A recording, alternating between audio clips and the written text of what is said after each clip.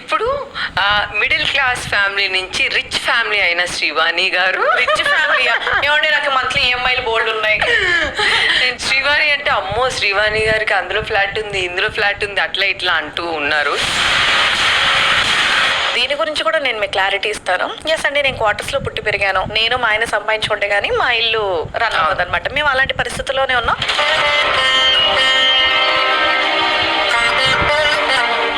అందులో కూడా మేము ఇలా ఉన్నామని మేము ఎప్పుడు ఫీల్ అవ్వాలా. మీకు ఈ క్లారిటీ ఎందుకు ఇవ్వాలి అంటే, మేము డైలీ సీరియల్ ఆర్టిస్ట్లం.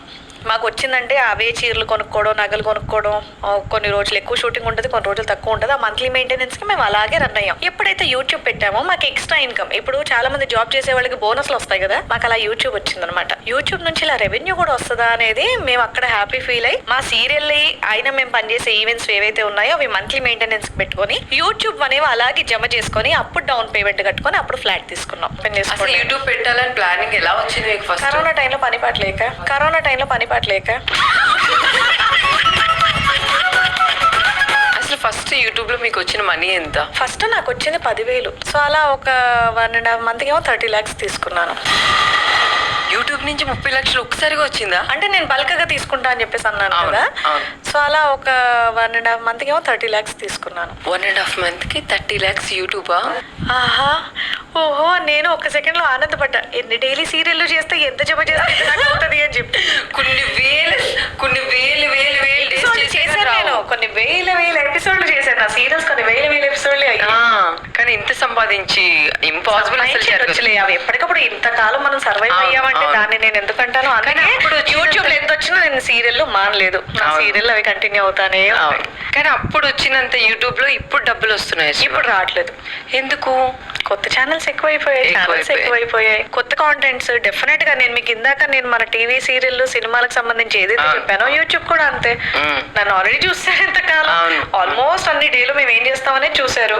ఇప్పుడు కొత్త కాంటెంట్, చాలా మంది యంగ్స్టర్స్ కొత్త కాంటెంట్స్ తో అసలు వాళ్ళ కాన్సెప్ట్స్ ఏంటి, అసలు ఇంత షార్ట్ టైమ్ లో ఇంత కాన్సెప్ట్ ఎలా తీస్తున్నారు, పెద్ద సినిమా రైటర్లు రాసేటంత రేంజ్ లో రాస్తున్నారని అంటాను నేను. సో వాళ్ళందరికీ హ్యాట్స్ ఆఫ్ అబ్బా. నిజంగా మేము ఎంత అనిపిస్తుంది. ఇన్స్టాగ్రామ్ యూట్యూబ్ వచ్చి చాలా మంది లైఫ్ చూస్తూ ఉంటే నిజంగా నేను చాలా ఇన్స్పైర్ అవుతాను. వీళ్ళకి ఎలా వస్తున్నాయి ఐడియాస్, భలే చేస్తున్నారే.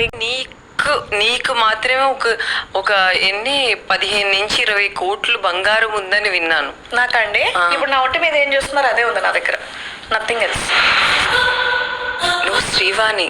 అవును అమ్మా. సీరియల్లో అలాంటివి వేసుకొని చూసి అవన్నీ బంగారం అనుకోవద్దమ్మా. అవన్నీ ఆర్టిఫిషియల్. ఇప్పుడు వరకు మీ ఆస్తి ఎంత ఉంది శ్రీవాణి? డెఫినెట్ గా ఉందని అనుకున్నా. ఏమండి లోన్స్ మీదే ఉన్నాయండి, ఫుల్ ఫ్లెడ్జ్డ్ గా ఏమీ లేవు. ఒక్కటి ఇప్పుడు నేను కట్టుకుంటున్నాను లోన్ ఫ్రీ ఇల్లు ఒక్కటన్నా ఉండాలి కదా అని మా పాప పేరు మీద మా మావయ్య గారితో ఒక 2 acres ల్యాండ్ ఉంది. అందులో మాకు 300 గజాలు మాత్రం ఉంది. ఆ 300 కానీ దాని పేరు రాజనందిని గార్డెన్స్ అని ఉందనమాట. సో దాని పేరు మీద ఒకటి ఉంటది కదా అని ఒక ఇల్లు కట్టుకుంటున్నాం ఇప్పుడు కొత్త ఇల్లు. అది కూడా నేను ఏంటి జమ చేసుకొని లోన్ ఉండకూడదని కొంచెం ఇచ్చుకుంటూ కట్టుకుంటున్నాం. ఇలాగే ఆస్తి తగాదాల్లో మీ వదిన గారు ఏదో ఒక పెద్ద ప్రాబ్లం చేశారు. అది ఇంకా రన్ అవుతుంది. ఎందుకు శ్రీవాణి అసలు ఆ ప్రాబ్లం ఎందుకు వచ్చింది? ఏం చెప్తాను. మా అన్నయ్య చనిపోయినప్పుడు కూడా నేను తమిళ సీరియల్ ఒకటి చేస్తున్నాను. పొద్దున్నే మా అన్నయ్య వాళ్ళని చూసి కార్యక్రమం అయ్యేంత వరకు మేము లేవు, వెళ్ళిపోయాను. మళ్ళీ మా ఆయన తీసుకెళ్ళిపోయారు, ఎయిర్పోర్ట్ లో దింపేశారు. ఎందుకంటే డైలీ సీరియల్ మనకి టెలికాస్ట్ ఆగదు కదా. సో అటు వెళ్ళిపోయాం అనమాట చూసి. ఇంకా ఆ స్కెడ్యూల్ అయిన తర్వాత పలకరించడానికి పోయిన పాపానికి అప్పటికి మాకు ఇల్లు ఎప్పుడో కూలిపోయింది. 2014లోనే కూలిపోయింది. 2016లో బుల్డోజర్ తీసుకెళ్లి నేను కూలగొట్టి ఆవిడ సామాన్లు బయటికి ఇసిరేసి ఆవిడ కొట్టానని చెప్పారు. డౌరీ హెరాస్మెంట్ తీసుకురండి అని కేసు పెట్టేశారు సింపుల్ గా. నేను అనుకున్నా ఇదేంట్రా, కొట్టడం ఏంటి, ఇల్లు కూలగొట్టడం ఏంటి, దట్టు పోనీ బయట వాళ్ళు ఎవరన్నా చేస్తారేమో కానీ ఇండస్ట్రీలో ఉండి ప్రెస్ వాళ్ళు ఉంటారని తెలిసి నేను షోస్ చేసుకుంటూ నేను అంత ఫూలిష్ గా ఎలా బిహేవ్ చేస్తాను అనుకుంటారు వాళ్ళు.